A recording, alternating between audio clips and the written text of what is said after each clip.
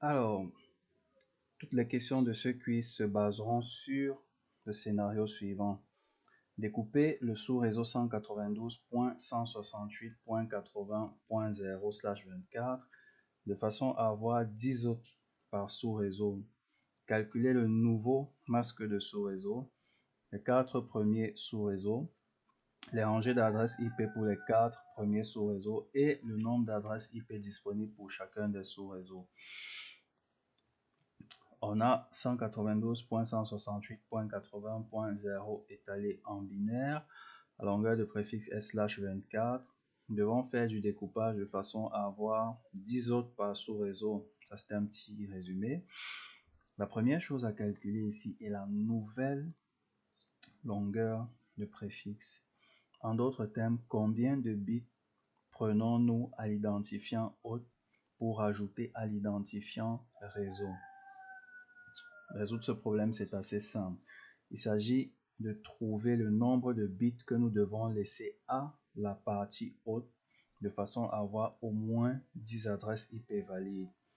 Il s'agit donc pour nous de résoudre l'opération de exposant h moins 2 supérieur ou égal à 10.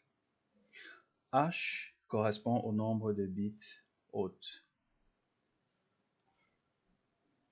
Pour h égale 2, c'est-à-dire si on prend ces 2 bits, on a 2 adresses IP valides. Pour h égale 3, on a 6 adresses IP valides. Et pour h égale 4, on a 14 adresses IP valides, ce qui semble résoudre notre problème. On peut écrire dès lors 2 exposant 4 moins 2 égale 14 adresses IP valides. Les 4 bits que nous n'avons pas utilisés vont constituer nos bits sous réseau. Notre nouvelle longueur de préfixe sera déterminée en prenant notre /24 de départ auquel on va ajouter nos 4 bits sous réseau. D'accord?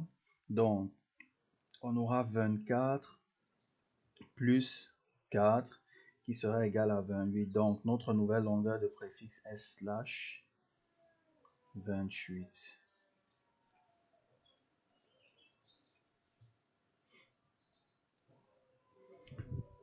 Alors, on va maintenant convertir /28 en masque de sous-réseau. /28 veut dire 1, 28 fois sur 32. On va tout simplement faire selon une méthode déjà vue. On va tout simplement écrire 28 divisé par 8. Ce serait égal à 3. Il reste 4. On a donc 255.255.1, 2, 3, 4, 5, 6, 7, 8. Alors, quelle est la valeur de ces 4 bits à 1? On a 128 plus 64 plus 32 plus 16. Ça fait 240.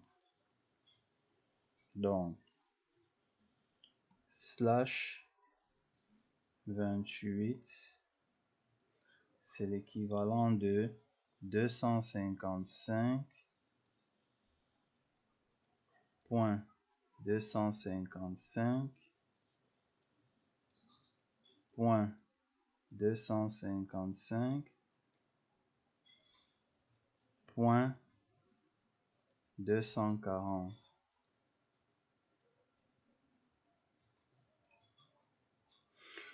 Une autre façon de le faire, c'est tout simplement d'écrire 1 28 fois et de séparer par groupe de 8 bits, c'est-à-dire 1, 2, 3, 4, 5, 6, 7, 8, 9, 10, 11, 12, 13, 14, 15, 16, 17, 18, 19, 20, 21, 22, 23, 24, 25, 26, 27, 28 et on complète par des zéros pour arriver à 32, 29, 30, 31, 32. À présent, on sépare par groupe de 8 bits. 1, 2, 3, 4, 5, 6, 7, 8. On sépare. 1, 2, 3, 4, 5, 6, 7, 8. On met le point. 1, 2, 3, 4, 5, 6, 7, 8. On met un autre point. Et le dernier groupe de 8 bits, logiquement, ce premier groupe correspond à 255. Ce second groupe correspond à 255. Ce troisième groupe correspond à 255. Et ce quatrième groupe correspond à 240.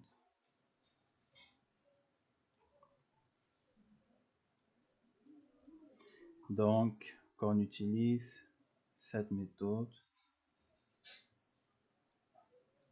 ou celle-ci, on arrive logiquement au même résultat.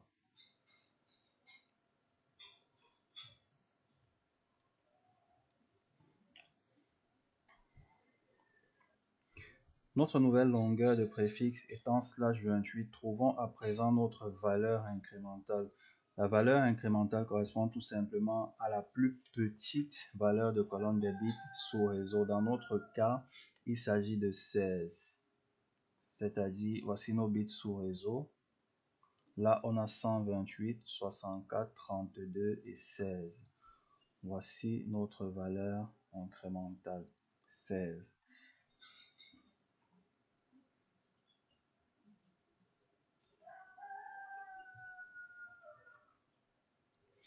Trouvons à présent nos sous-réseaux. Alors, commençons par écrire notre adresse de départ avec la nouvelle longueur de préfixe, c'est-à-dire la 192.168.80.0 en /28. Okay. À présent, pour trouver le sous-réseau suivant, on va ajouter la valeur incrémentale au quatrième octet de cette adresse, tout simplement parce que l'emprunt de bits s'est fait dans le quatrième octet. Notre valeur incrémentale étant 16, notre seconde adresse sous-réseau sera la 192.168.80.16 en /28. Alors, pour trouver la troisième adresse sous-réseau, on va procéder de la même façon. Et on va trouver 192.168.80.32 en /28. Trouvons à présent notre quatrième adresse sous réseau. Ce sera la 192.168.80.32 plus 16, ça fait 48 en /28. On va trouver la cinquième adresse sous réseau qui va juste nous servir de frontière. ce sera la 192.168.80.48 plus 16, 64 en slash 28 toujours. Concernant le sous-réseau 192.168.80.0, la première adresse IP valide est la 192.168.80.1. Évidemment, il faut écrire 192.168.80.1 dans un exercice. Il ne faut pas juste écrire .1 comme moi. L'adresse IP de diffusion dirigée est l'adresse IP qui vient de façon séquentielle juste avant l'adresse sous-réseau suivante, c'est-à-dire la 192.168.80.15. Ok. Et la dernière, attendez, on va l'écrire avec une couleur différente. Voilà. Et la dernière adresse IP valide est la 192.168.80.14. Ok. Concernant le sous-réseau 192.168.80.16, la première adresse IP valide sera l'adresse IP qui vient juste après ce sous-réseau, c'est-à-dire la 192.168.80.17. Ok. L'adresse IP de diffusion dirigée sera l'adresse IP qui vient juste avant l'adresse du sous-réseau suivant, c'est-à-dire la 192.168.80.31.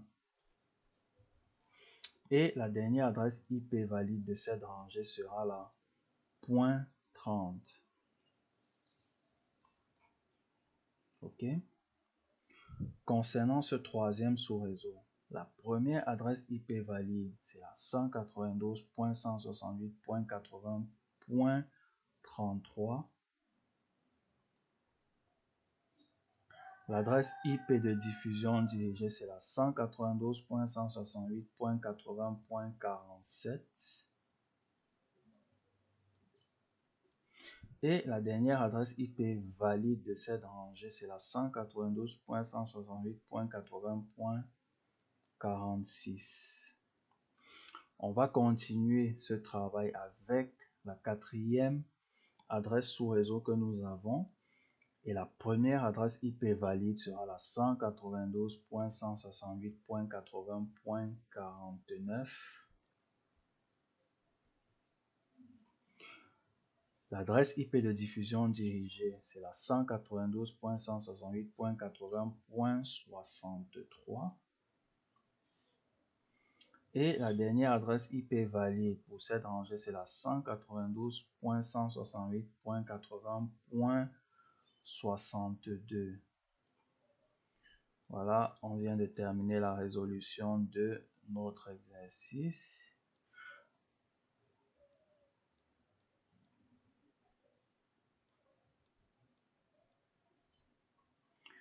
Surtout, ne lâchez rien. Regardez ces vidéos, regardez et regardez encore. Tant que vous n'avez pas compris un truc, continuez de regarder, continuez d'étudier, continuez d'apprendre.